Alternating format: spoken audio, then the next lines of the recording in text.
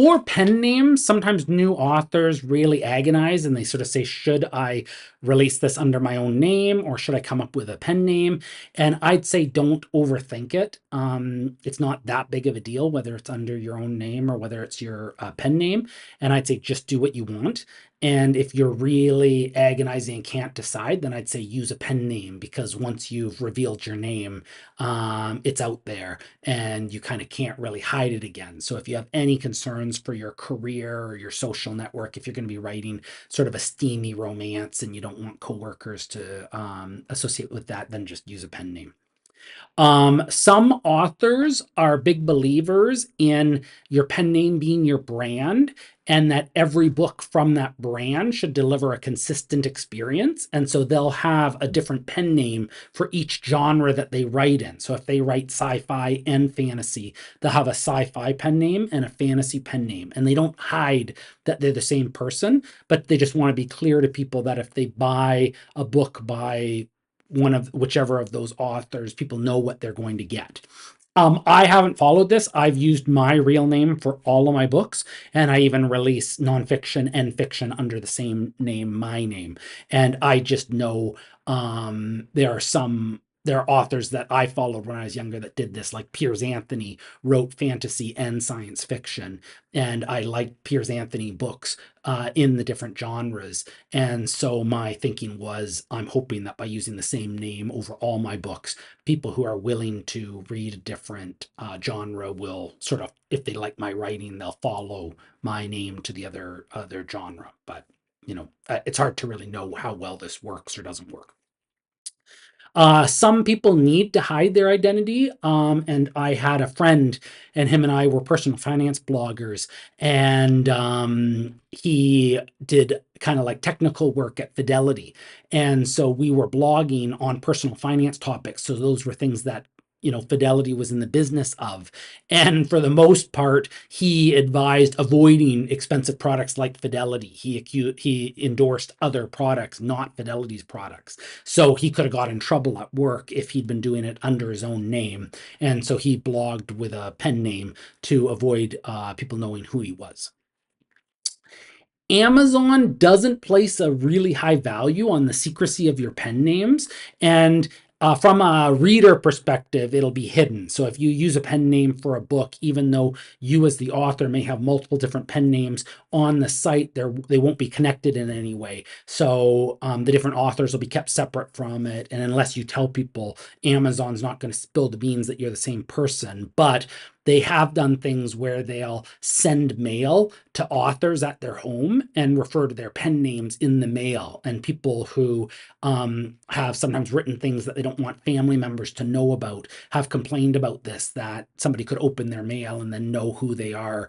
And Amazon doesn't try to hide things like that. They kind of assume any interaction with you, they can be upfront about your pen names and your author names. So if they're sending you emails, if they're sending you mail. And so if you're in a situation like that where you're writing something that a member of your household, you don't want a member of your household to know about it, you might have to be a little bit more careful, because Amazon isn't particularly careful about that. So I guess you might want to use a post office box and never give them your home address, and you might want to make up an email address just for author interactions. If somebody in your household has access to your email and things like that, you have to think of secrecy at that level if that's a concern. Book piracy happens almost immediately when you release your first book. The pirates are kind of some of the first people to get the book. And it's amazing how fast books go from being released to being on pirate sites. And I kind of find it a little funny, despite how upsetting it is for people, but just how indignant authors get when their books are pirated. And so, they've kind of really worked at this book. And then when somebody's cheating them out of $2.99, they get onto the writer forums, just coming in really hot, really upset. And software vendors and the music industry and movies and television have all dealt with piracy. and they haven't defeated it. So these industries are, billion-dollar industries, and they haven't been able to avoid piracy. And so individual authors are unlikely to be able to just push a button somewhere that's going to protect their books from piracy, although that's what authors look for and that's what they hope for. And really, my view is that your two options with book piracy is either to write things that no one wants to read, or accept that it's going to be pirated, and just don't, it's not worth the emotional energy to be upset about it, and it's not worth the logistic energy to try to protect your books. It's just a pointless, you're tilting at windmills trying to protect them. I think it's worth thinking sometimes about why pirates pirate. There's certainly some times where pirates are pirating things that they can't afford. And so in developing countries, sometimes things that seem very affordable to us are quite expensive. So a $2.99 book might be a day's wages in certain developing countries. And they just might not be able to justify spending so much money on a book. And so then they pirate it because of that. Young people, teenagers might be pirating books that we think $2.99 isn't a big deal, but if they're not working and just kind of getting money, a little bit of money on holidays or from parents, or just even somebody who's just very impoverished, they might not have the money for things and they pirate because they can't afford it. Sometimes there's things that are released on different schedules in different markets. And so we like British television, my wife and I. And so shows like All Creatures Great and Small debut in England. And then a few months later, it comes out in America and Canada on PBS or on CBS. And so sometimes people will pirate because they don't want to wait. They're excited to see the thing, and they want to see it before it's officially released. Sometimes people pirate things that aren't available for purchase, so they call it abandonware, but there's old games that you can't buy anymore. They're no longer commercially available, but they're still covered by copyright. And so sometimes pirates will pirate these old games that it's impossible to purchase them, so they pirate it to get access to something that otherwise is unavailable. There are digital hoarders, and so these are just people who like having a huge collection of things, and so they'll pirate to just add to this collection. And whenever you give away ebooks for free, you'll find it's really easy to give them away. Tons of people will take them, but all indications that I've had is a lot of those people don't read the book. They just take it and add it to this hoard, an enormous digital library they have that they just never get around to reading, and they just figure, and I find it hard to blame them, that if it's free, why not take it and then have it if they ever want to read it in the future. Some pirates are engaged by the technical challenge of pirating. So defeating whatever protections the content creators put in place to try to protect their item. Some pirates just find it interesting to overcome that and pirate it. And Steve Wozniak of Apple fame used to like to do that. Whenever anybody would try to put in copy protection in software, he viewed it as a technical challenge to copy that software that they were trying to prevent him from copying. So sometimes when you're trying to protect your books as an author, you're just making it more interesting for people who want to defeat whatever that protection is that you've created. There have been a wide variety of different attempts to combat piracy, and they'll call it DRM, digital rights management, and Amazon will offer to put this onto your books. And there's just been all these different software solutions, which the idea is to prevent people from pirating books. And the problem at the end of the day is that cameras work in a very similar way that the human eye works. And so if a human can read the words to read a book, then a camera can record them. And this means that protecting a book is impossible. You could always just take pictures with a camera of each page of the book and then release all of those images of the pages, or somebody could even sit down and while they're reading it, and whatever the system is to protect the book, they could just type out the words as they read it. They could transcribe the book into a text document and then release that text document, and they've pirated an uncopyable book. And so it's literally impossible to perfectly protect your books. And so when people who spend time looking for the perfect protection, they come away disappointed because it just doesn't exist. There are legal approaches where if you find a website is making your book available, you can send them a takedown notice and get them to remove it. Again, this is time that I feel could be better spent on other things, but you can follow this path if you want to. A lot of the times when you try to protect your books, you end up annoying legitimate customers. And to me, trying to protect from the pirates isn't worth annoying the legitimate customers. Keeping your customers happy is far more important than trying to deter pirates, which is impossible to do anyway. Sometimes, and software vendors do this, and the movie industry does this, but sometimes authors will think of every stolen copy as a lost sale, and they'll say, I've lost $3,000 to people pirating my book. And the mistake is that people who will pirate your books wouldn't necessarily buy it. And so if they hadn't been able to pirate it, they probably would have just done without the book. And so they're not really lost sales. Pirates are people reading your book without kind of paying the admission fee. But if they weren't able to pirate it, it's not guaranteed that they would have gone and bought the book. They might have just done without it. Generative AI has really been taking off in the last few years. And my background, I was a computer science researcher and I specialize in artificial intelligence. So I found this really interesting. But authors have been in a panic that generative AI is going to be the end of writing.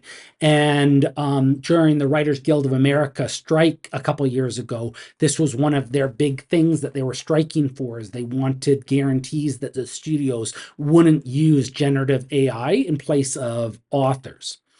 And this has really led to kind of a general sentiment of hostility from authors towards generative AI. And they'll threaten boycotts, and anybody who uses generative AI, they'll go and review bomb their books. And they get very, very aggressive trying to push back against generative AI. They'll refuse to use AI generated covers and will denounce people who do. And there's a lot of hostility towards this. And my view is that generative AI is very good at producing amateur writing. So it's impressive in the same way that your fourth grader writing a story is impressive, that it's it looks like a story, but it's not that interesting to read. It's not the sort of thing that you choose to read. It's just as a demonstration of ability. You sort of think, wow, that's better than I thought it would be, right? And so just like when your child reaches some new milestone and they have a capability that you didn't expect they'd have, you think, wow, that's really good. That's really impressive that they're able to do this thing. But it's not objectively very high quality. And I feel that most human writers will quickly improve, and in short order, they'll be better than generative AI. So generative AI could create a short story. You could give it a prompt and it would write a short story for you. You could write a whole novel with generative AI. And my feeling, and when I've looked at it, is that it just isn't very good. And that I don't think authors need to worry. There's not much of a market for amateurish writing. And so generative AI isn't really putting very many writers out of business. It's not taking the job away from them.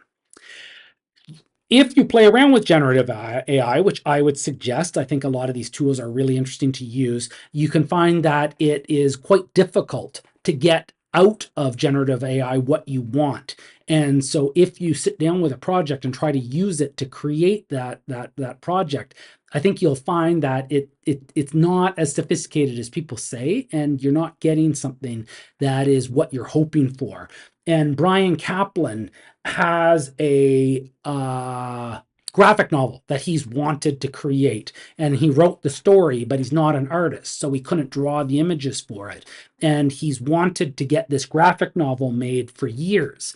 And recently, about a year ago or so, he did a contest where somebody could use AI to generate the graphic novel based on his script. and he offered prizes up to $10,000 for whoever produced the best version of this. And he wanted them to not only produce his graphic novel, but to detail technically how they were using generative AI to do so. And all of the results that he got just weren't any good. And the contest kind of died out quietly. There was never a really big winner with it. And I think he never rewarded the big prize to generate the whole graphic novel with artificial intelligence. So even with a $10,000 bounty on using AI, it was encouraged to use AI to generate this graphic novel. People just couldn't do that to win this contest. And I've played around with generative AI, and I was kind of interested in turning one of my novellas into a graphic novel. I thought it was well suited to it, and I've played with it, and it just isn't something you can easily do now. It's certainly not something where you just go and type in and say, turn this novella into a graphic novel, and it automatically does it. But even using the techniques that are available with generative AI, it doesn't produce a graphic novel of any quality whatsoever. What it produces is maybe a tech demo, but it's again kind of like a grade 4 level caliber work. It's not something that you'd want to give to an audience or consider selling or anything like that. The one thing that I found generative AI can be used for and is worth doing now is for creating covers for your books. And so ChatGPT, Bing Image Creator, Midjourney, and many other sites will let you describe an image, and then it'll create that image for you. And it's really good at creating interesting images. And once you have one of these images, you can use it for a cover. And there's authors and artists who denounce this. So you're getting into potentially dangerous territory if you use AI to create a cover for you. There'll be people who might say, did you use AI to create that cover? And then they'll get angry at you if you say yes.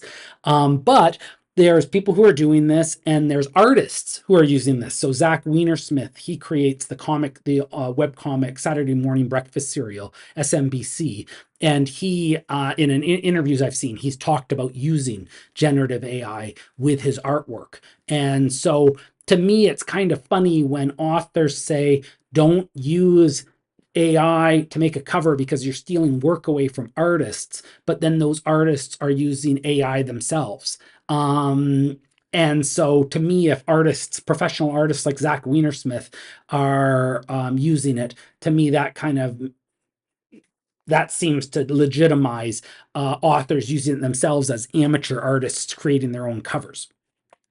It's gotten good enough that generative AI has started winning contests. So people have created images that have won contests when it was mixed in with human created images. And the person didn't say that they created it with generative AI until after it had won. And then they kind of admitted how they'd done it. And so that's pretty amazing.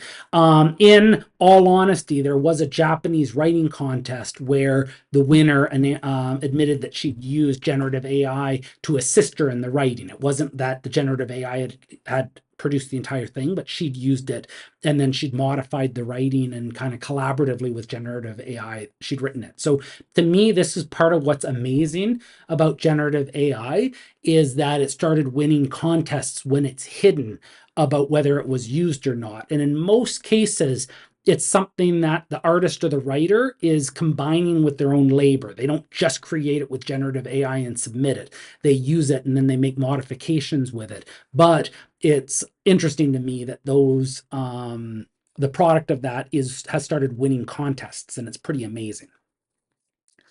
Into the future, these services keep getting better with generative AI. So I'd say it's well worth your time to give it a try, and try to use it for whatever you might want to use it for, and be aware that every month they get better, and something it can't do now, it might be able to do in the future. So I'm aware that at any time these services might suddenly start being able to make graphic novels. And when they do, I'm going to be interested in converting one of my novellas into a graphic novel with it. It's not there yet, but any day it could happen.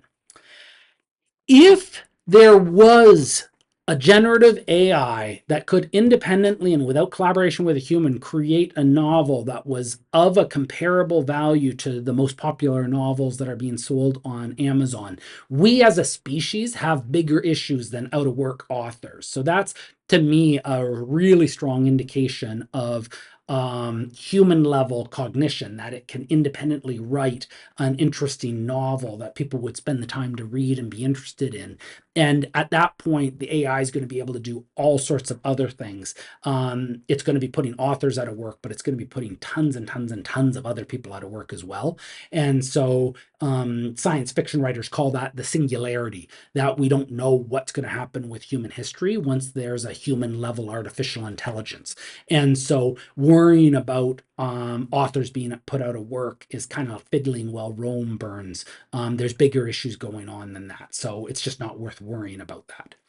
I found generative AI is useful for generating random names for characters and places and things like that. So it's kind of fun. You could sort of say in a fantasy setting, please suggest 20 names for elven villages, and it'll come up with 20 names. You know, some aren't what you want to use, but sometimes there's one or two that you're like, oh, I like that. I could use that. Or you could sort of say, give me 20 names for an engineer in a science fiction setting, and it'll come up with 20 names for kind of science fictiony names. And I found it can sometimes be useful for things like that, kind of brainstorming names or ideas along lines, rather than actually producing text. Marketing and promotion is convincing people to buy your book once you've released it. And so everything up till now has been about getting to the point where your book is available on Amazon. People can purchase it and load an ebook onto their iPad or get a paperback into their hands and read it. And a lot of writers get to that point and they sort of say, whoo, and they feel like they've just finished writing a marathon, and they wait excitedly, and no one purchase their book. Nobody reads their book. People they give it to kind of say, oh, thanks, and they never get around to reading it. And they're just shocked at the level of disinterest that confronts them once they've put so much work into something.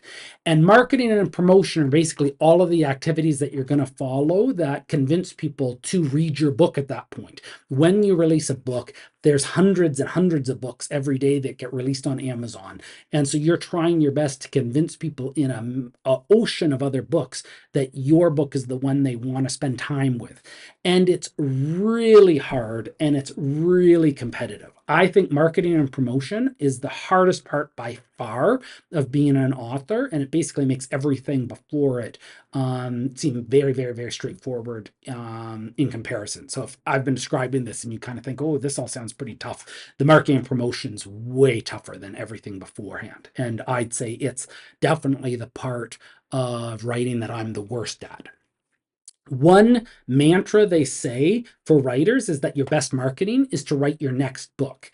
And so when your books have the same name on them, or if they have the same pen name on them, anytime you can get somebody to try reading one of your books and they have a good experience with that book, they might then continue on and read another one of your books. And so having more books for them to buy then helps them. And so your next book is something that might get the interest of readers. And then if they like it, they might come back and read your previous book. And so I'm a big believer in that continuing to put out more books is really important with marketing and promoting your existing books and getting people to read. The most powerful version of this is when you have a series. So this is going to be these are going to be a series of books that kind of each book in the series sort of continues where the previous one left off. And these are going to be in the same genre, obviously, but then even with the same characters in the same world. And so if people read the first book and they like it, then if there's a 7-book series, it's going to be a lot easier to sell those other 6 books to the people who've started reading it and like it. It's really hard to advertise with like paid advertising a single book in a cost-effective way. There's so much competition for advertising. The price of advertising is so high that most people who advertise on like Facebook advertising or Google ads or Amazon ads, they lose money. So they pay more than they make on each book to get a reader.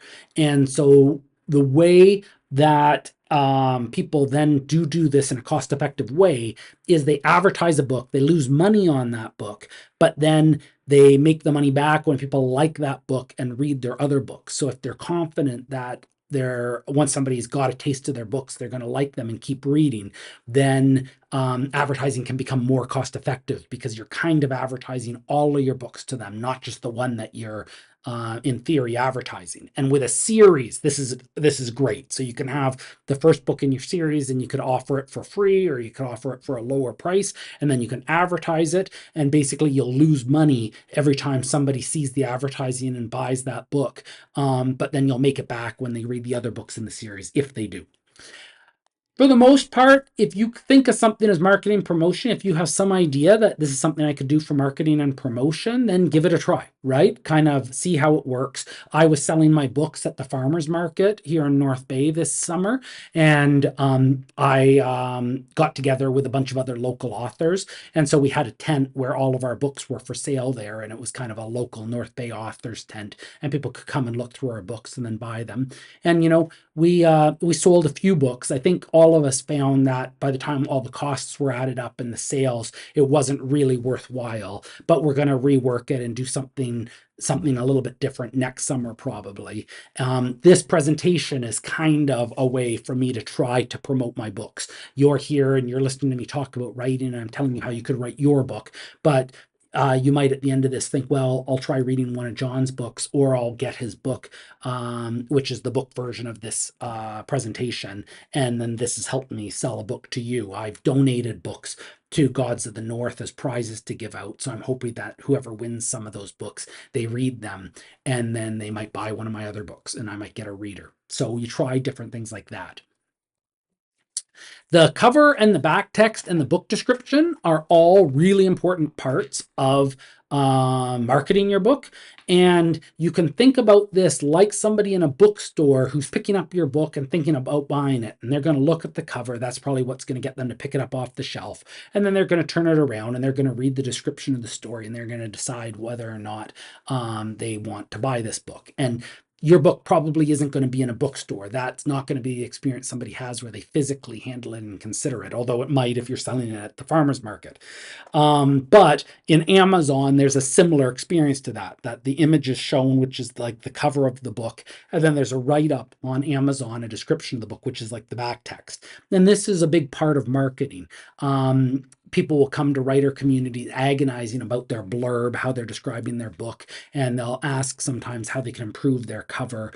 And they don't get really good feedback. I find there's a lot of people who just like to badmouth what other people are doing. And so they'll just rip into it because they have an opportunity to badmouth somebody else's book. And then they can say, well, you asked for feedback. But in any way you can, the best quality cover and back text and book description that you can do is well worth your time. It's probably the most important activity with the book, because this does play a role in people deciding whether or not they're going to buy your book.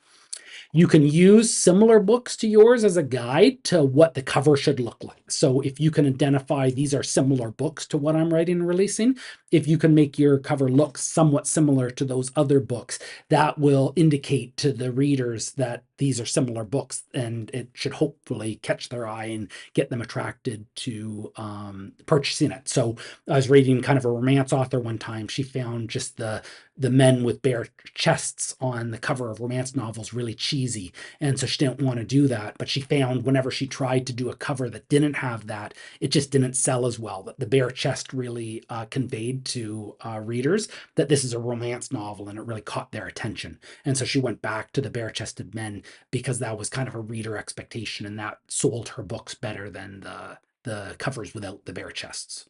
So anything you're unsure about, if you're not sure how to describe your book, look at how similar books have described themselves in their back text and on their blurbs on Amazon, and do something similar for your book. Ratings and reviews are massively important as social proof for customers when they're deciding whether or not they're going to buy your book. And so it having like a 4.3-star rating reassures them that it's a book that they're hopefully going to enjoy. And if it has like a 2-star rating, it just makes it look like a dud that isn't something that they want to mess around with. The Amazon algorithms control when people are shown your book. You get the thing that customers have also bought, and it'll steer them towards other books that they should consider. And it's all really important, but it's not something that you want to try to manipulate as the author. So you might say, well, I'll get all my family and friends to go on and leave me 5-star reviews. And that's pretty obvious to readers when they see nothing but 5-star reviews for a book that hasn't sold very much, and it can get you into trouble with Amazon. And so your best bet really is to just leave this alone and let readers leave reviews if they want to, and leave ratings if they want to. The more copies that you sell, the more reviews and ratings you'll get. And there's just some subset of readers who will leave these. And so focus on selling more copies and getting ratings and reviews that way.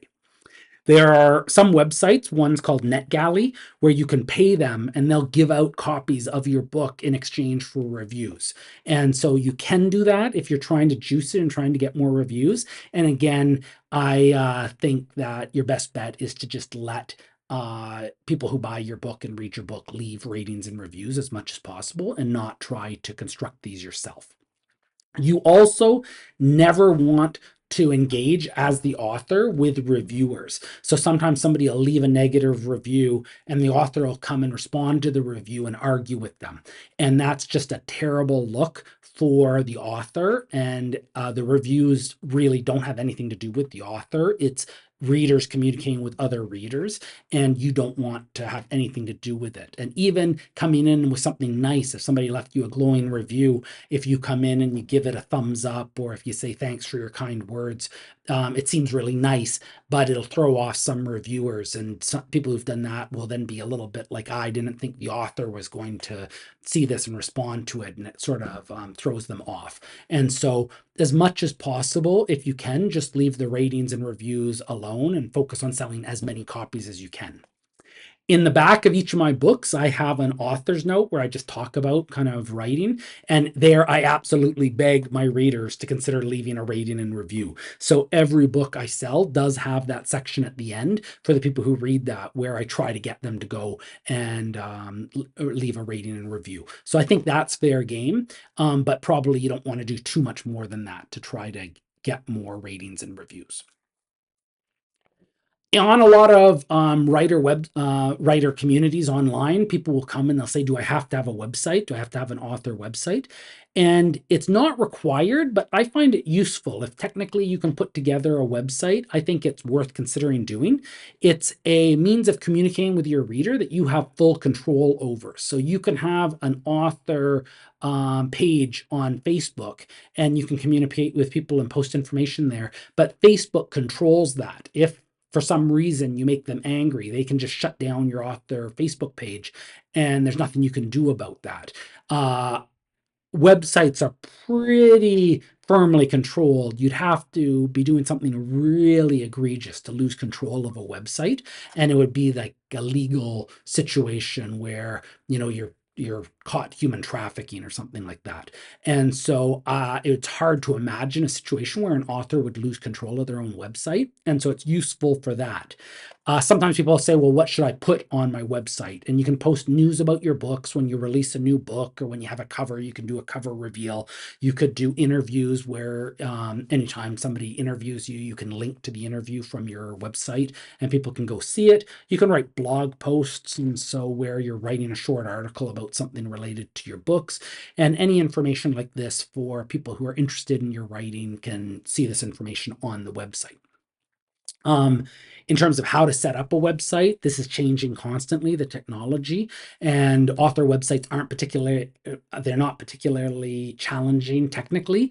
So if you don't have the skills to set up a website on your own, likely a friend or a family member could help you with it, and they could put together a simple website for you with some of this information, and or teach you how to do it and update it yourself. And so It's something that you should probably be able to do, and it's wouldn't be too expensive, like maybe $10 or $20 a year for a website. I think you can get that in some places. Sometimes people will talk about submitting short stories to anthologies and magazines, and I think this is great. It's a great idea. Short stories are good practice for writing stories, so I think it's well worth writing short stories. Will make you a better novelist. When you publish them in these anthologies and magazines, it's good advertising. So anybody who reads the magazine or reads the anthology, if they read your short story and they like it, they'll then go and look at your name and see what else has they written have they written, and then they might come across your novel and buy it, and it's a good way to get readers into your catalog and reading your books. And if you write enough short stories, you can then bundle them together and release it as a book of your own. And so typically when you sell something to an anthology or a magazine, they're just buying the first print rights, and after a period of time, like 6 months or something, you're allowed to reprint that short story. So you could take short stories, sell them to anthologies, sell them to magazines, and then after you've done that with 12 or 20 short stories, you could bundle them all together and then sell that as a short story collection. This doesn't pay particularly well. And so I sold a short story to an anthology, and I got $50 and a copy of the anthology. And there's a woman who posted a tweet that made me really laugh years ago. And she says, the most depressing part of Little Women from 1869 is not when Beth dies, but when Joe's short story wins a prize of $100, reminding any fellow writers reading the book that freelance rates have remained roughly stable since the Reconstruction era. And so, my experience, I made $50 and it's 150 years later. So I'm getting kind of like Dickens rates for my writing when I've sold this short story to this anthology, and magazines similarly don't pay very much. And so this isn't a great way to make money, but it's good for practice and it's good for advertising, and it is content that you can then bundle up and resell on your own down the road. Newsletters are a really popular way for authors to market themselves, and a lot will sort of say this is like one of the most important things you're doing. A newsletter is just a regular email that gets sent out to your readers. So each of them gets it into their email client, and it's a little bit of a write up by the author with some news and whatever the author wants to include in the newsletter. They do reader magnets, which is free writing, like a free novel, a free ebook, or a free short story that people get in exchange for subscribing to the newsletter. And that's the way that people tend to get readers to sign up for it. You can have a connection to signing up for your newsletter in the back of your ebooks or your books and get your readers to sign up for the newsletter. And there's a book called Newsletter Ninja, which is all about how the best practices for running these newsletters. So if you're thinking about doing this, that's a book that is well worth getting and reading for the best process. Two websites, Story Origin and Book Funnel, were created to help authors develop their newsletters. And basically this lets people advertise to one another's readers, to exchange kind of mentions with one another, and to get other people's readers to sign up for your newsletter, to build your newsletter. With a lot of these activities, I sometimes think that, well, if you're putting time into writing a newsletter, that's time that you could have spent writing your next book. And so all of these activities, you can't do everything. We all get the same 24 hours in a day. So the trade-off is always, do you want to do this or do you want to work on your next book? And I got really into newsletters when I was first writing, and I was getting a lot of readers and I was building up my newsletter. And then I just got to the point where I thought, well, I'm getting a lot of newsletters, but I'm not selling a lot of books. And this seems to be taking my creative time away from writing books. And so I kind of got a little bit sour on newsletters, and I stopped doing newsletters for a while. But kind of about 6 months ago, my wife and I got a little bit more serious about newsletters, and we've got back into them and we've been doing it again. And so it's something you have to sort of think about whether you want to do it or not. Writing contests are something that your friends and family, as soon as you start writing, they're probably going to draw your attention to these writing contests, and they'll say, "Oh, you should enter this writing contest. You can win $5,000." And the biggest problem with writing contests is that a lot of them you pay to enter it. And so it almost becomes like a lottery. There's a skill component that they're going to select the winning short story, but it just seems pretty obnoxious to me that you have to pay as well as provide your story to enter it. And the CBC does an annual writing contest, and they expect people to pay to enter it. It's $25 or something like that. And I just don't trust how writing contests are run. The CBC is probably trustworthy, but just random writing contests on Facebook, when you have to pay to enter them, I, I I just don't believe that they're really fairly going to pick the best writer. The temptation's there to just pick one of their friends as the winning entry, give the prize money to that friend, and then collect all the entries. And they're not really audited. There's nothing kind of keeping a watch on these. So if they just never even awarded the winning prize, I think most people who paid to enter would just carry on with their lives. And if they ever thought about it, they think, well, I guess I didn't win that writing contest. And it could just literally be that they're collecting the entry fees and not even doing anything with it. Readers don't care about award-winning writers, so I don't think it really helps you sell books if you win some writing contest. And I don't believe that the winning writing is objectively the best, because it's human judges and it's a deeply subjective thing for the judges to decide, this is the book, this is the writing I like the best. And it doesn't mean that it's objectively the best. So what's the value that this handful of people, them picking their favorite? To me, it's kind of a somewhat pointless exercise. I don't feel writing contests are worth your time or your money, and certainly not your money. But that's the whole thing with being an author, is you get to make all these decisions for yourself. So if you decide you do want to enter writing contests, power to you. And that's the beauty of it, right? You don't have to do what I think is the right thing. You can do what you think is yourself. Success in writing is a deeply difficult thing to define. And I think a lot of people, they have their kind of personal goals and aspirations and hopes and dreams, and they might be a little bit embarrassed to admit what they're after. But are they hoping to find fame and fortune from writing? Are they trying to find immortality through the ages, that hundreds of years from now people are still writing your words?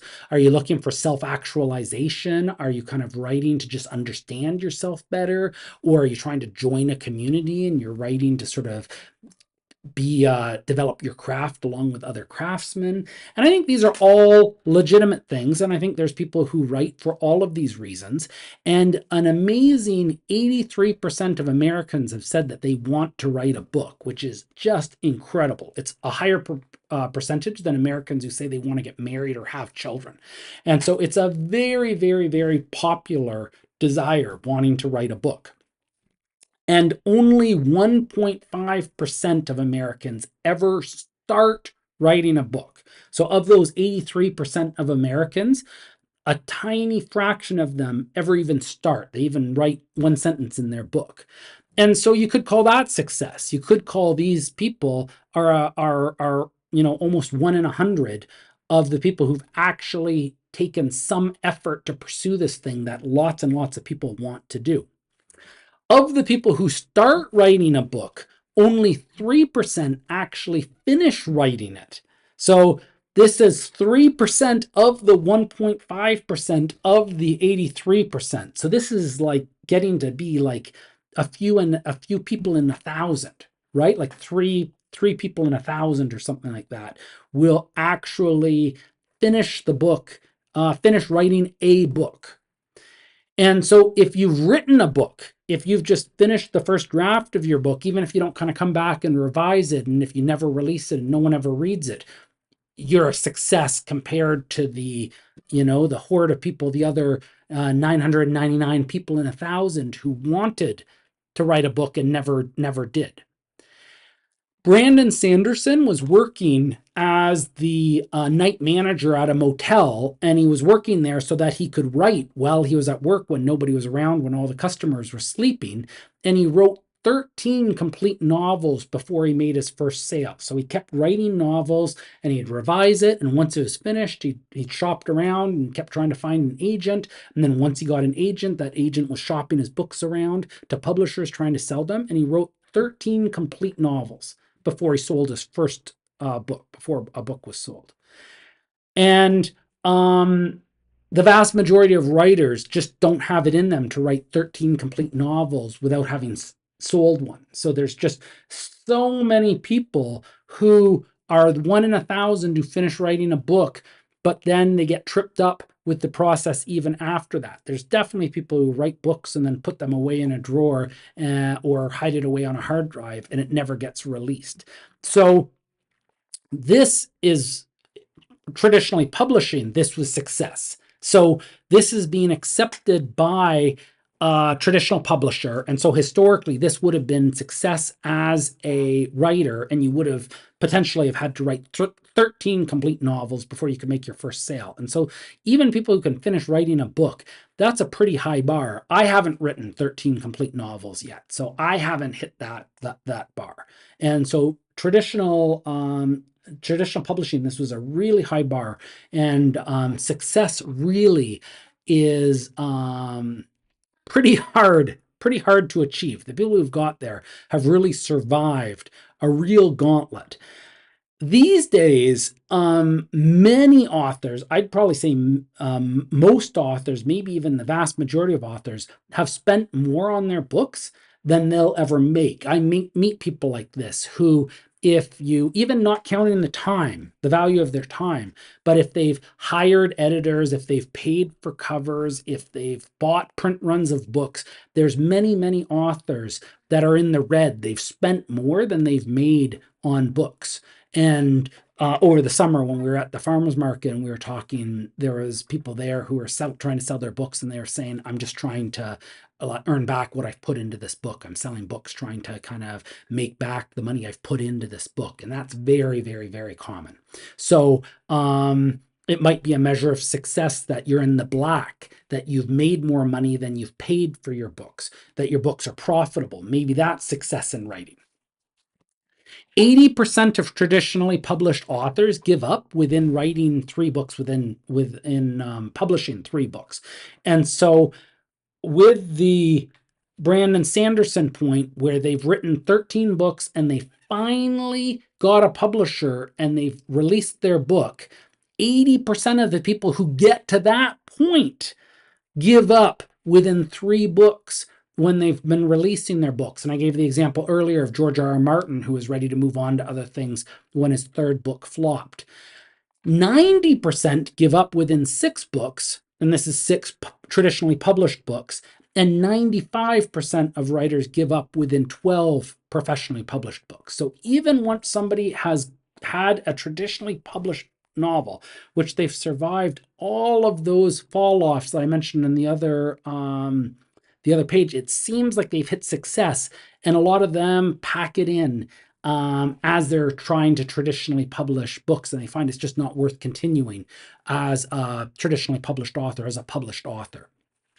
The average working writer earns poverty level wages. And we think of the big name authors, the George R.R. Martins, the Stephen Kings, the J.K. Rowlings, but the average working writer isn't making money anything like what they are. They're really earning poverty level wages.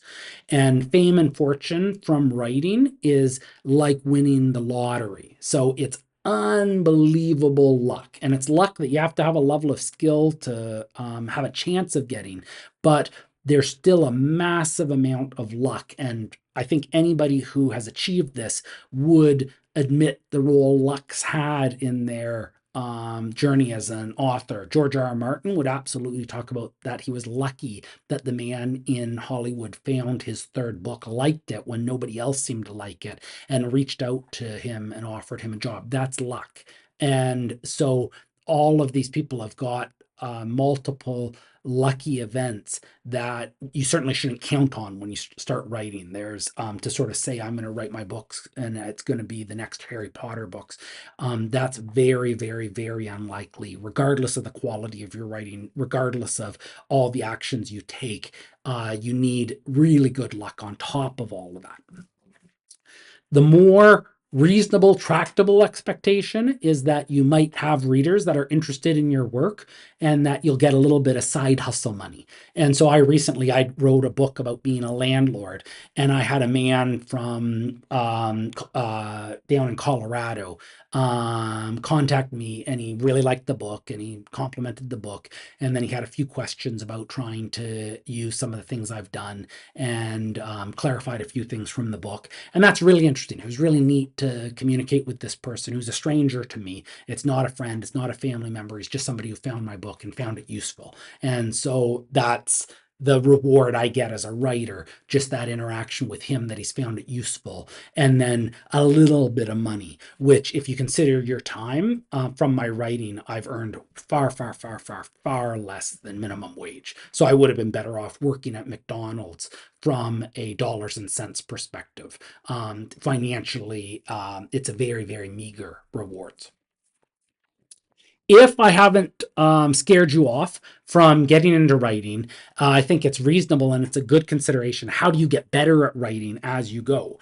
And early on, I sort of said you write your first draft by writing, and you get better at writing by writing. And in World of Warcraft, you grind your skills. So each time you fish or you cook, you have a chance of your skill improving a little bit, and just by repeating it, it goes up. And I feel like writing does the same thing. Each time you write a complete novel, you're going to become a better writer. And so just by continuing to write, and if you can write every day, and if you can just keep working on it, you'll get better and better and better. Malcolm Gladwell had the 10,000 hour rule, that it takes 10,000 hours of an activity to achieve mastery, to become an expert in that. So if you can write for 10,000 hours, if you can put 10,000 hours of writing in, you'll probably be a pretty good writer by the end of that 10,000 hours. If you wrote 13 complete novels, so if you planned the novel, wrote it to your best ability, revised it, and packaged up, I feel at that point you'll be a competent writer. I think it would be an unusual person who could complete 13 novels and was still writing very poorly and producing really, really poor writing. But it's very rare that somebody's able to do that. So if you have the drive to write 13 complete novels, you probably have the drive to keep improving as an author and to get fairly good. Most of you could write a novel in a month. There's NaNoWriMo, which is National Write a Novel Month, which is sort of designed for people to write a novel while they're working or doing other things within a month. It's tractable. You could then spend a month revising it, and it's very reasonable to revise a book in a month. And this would let you write 6 novels a year. So if you could write a novel one month, revise it the next month, then move on. And in a little more than 2 years, you'd have your 13 complete novels. So you could be at this point, kind of a master writer with 13 novels under your belt in a little more than 2 years. So half the time it would take till you do a university degree. And this is part-time on the side as you're working your day job or doing whatever you do. My wife agrees with me that each book that I write, I become a better writer. And so I think that that is true for most people, that they improve. Richard Dawkins, I remember, said that he gets a little bit irritated when people talk about The Selfish Gene, which is his most famous book, which he wrote as a young man. And he just feels that a lot of his other books are stronger, better books, that he's improved as a writer and he's got better over time. And he finds it a little galling that everybody still focuses on his famous early work instead of his newer work. And I think a lot of stand-up comedians feel that way, that they like people to say that their most recent special is the best special they've ever done. They like the feeling that they're getting better, and they feel that they're getting better. And so I think that is true. Writing groups are something that you can join, and it'll be a group of writers, and a lot of them, they'll critique one another's work. So they'll read what one another's written and then offer ideas to improve it, and things that were good and things that were bad. And I didn't get much out of this. You can try it and decide for yourself whether it's worthwhile. I find that writing's a pretty solitary activity, and I don't get much value out of writing groups. I've mentioned before that some writers have worked with developmental editors, and they found that that improves their writing. And so if you have the money to hire somebody, and if you can find somebody who you trust as a developmental editor, that might be a way to improve your writing. There's all sorts of books that you can read with writing advice. Once a writer's been writing a little while, it seems really natural for them to try to share what they've learned. And so some of these that I've read that I thought were worthwhile, I'll just suggest to you as things that you can consider. And so my book is The Game Master's Guide to Writing Fiction. It's very similar to this talk, except written instead of being given verbally. And it is built on the idea of a role-playing background. So it's written for people who are role players who want to write their first novel. But I think there's useful information in there for anyone interested in writing. So if somebody who didn't role play read it, I think they'd still find it useful.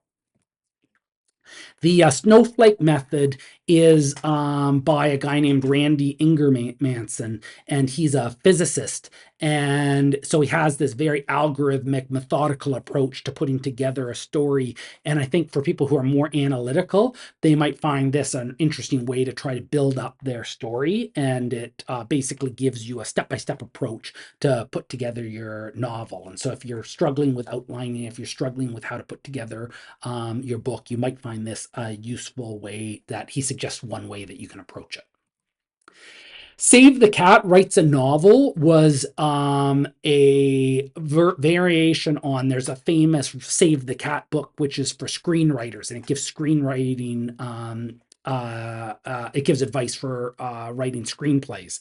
And so this adapts that for novels, writing a novel, and it breaks stories into beats, which are certain things that should happen at certain points in the story. So the climax should be here, and the setback should be here, and things like that.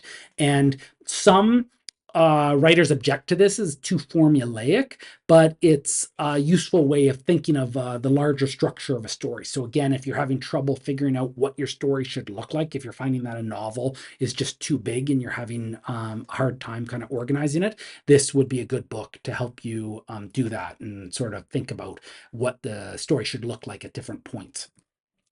The newsletter Ninja I mentioned is the definitive source for running a newsletter. So if that sounded like something you wanted to do, create a newsletter as a writer and trying to use that to promote your work, Newsletter Ninja is the book I definitely recommend reading with the best practices for doing this. If you're just interested in writing generally, if you're interested in becoming a stronger writer, then Elements of Style is the classic guide on just improving your writing. And so this is useful if you're writing blog posts, if you're writing memos at work, whatever you're writing, this will give you suggestions on how to just be a stronger writer. I mentioned earlier Rachel Aaron, she wrote a book, 2,000 to 10,000 words per hour, I believe. And this was based on a blog post. So you can look at her blog post and read what she read, but she built it up to a book length. But it was how she dramatically improved her writing productivity and went from really struggling to get words in every day to being able to get lots of words down. Actually, the 2,000 to 10,000, probably it's daily, not hourly. 10,000 words would just be unbelievably fast writing. So that maybe is daily. But the book's all about how she really increased it. So if you're writing and you're happy with your writing, but it's just going a lot slower than you'd like, her book might be worth reading for ideas how to increase your productivity. There are academic courses at most universities and colleges. Nipissing and Candor locally would offer them, and there'll be creative writing courses that you can consider. The teaching quality will really vary between institutions and between instructors at the institution. So you might find it useful or not useful if you take a writing course. Jim Butcher, he developed his Dresden Files series when he was in a writing class. And so there have been cases where people have come out of a creative writing class and gone on for success. I would really consider with these, is the time in class better spent than just writing? So the course would certainly, they'd meet at a certain time and give you assignments, and it'd be a way to structure your time and get you working on writing. But if you just set aside that time and wrote working on a novel, I don't know which you'd learn more from, the academic course or just writing. There are non-academic courses. So these are people online who are selling kind of like instructional material. And I found that there's an inverse correlation between the price and the quality. The highest priced courses are the lowest quality, and they start approaching scams at a certain point. And so I feel that courses that are charging hundreds or thousands of dollars are unlikely to be good value for money.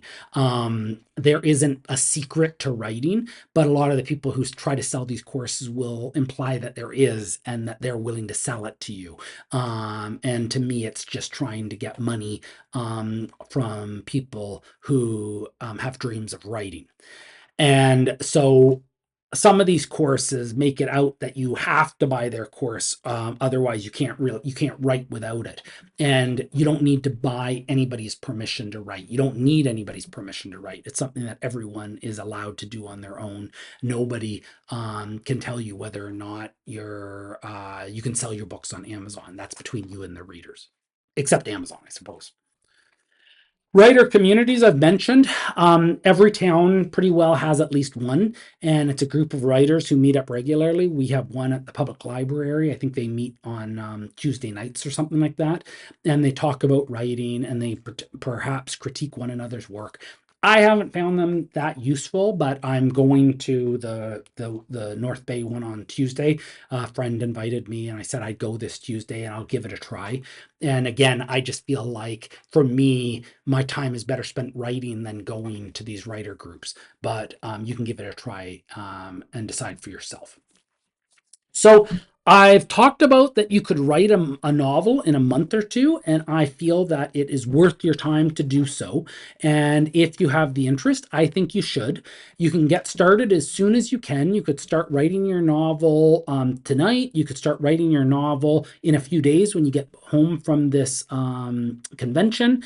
NaNoWriMo takes place in November. So if you wanted to spend some time thinking about it and deciding what you're going to write, you could be all set to write your first novel in the month of November. And just writing every day in November for an hour or two will get you a novel at the end of the month. And I would strongly recommend that if you have this desire, that you give it a try in the near future, not just sitting on it as something that you might do one day.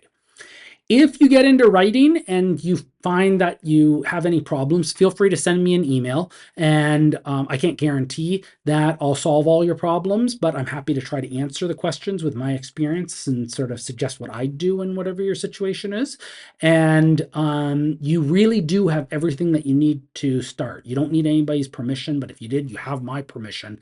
And I think all of you should write a book and see how you feel about that process and how you enjoy it.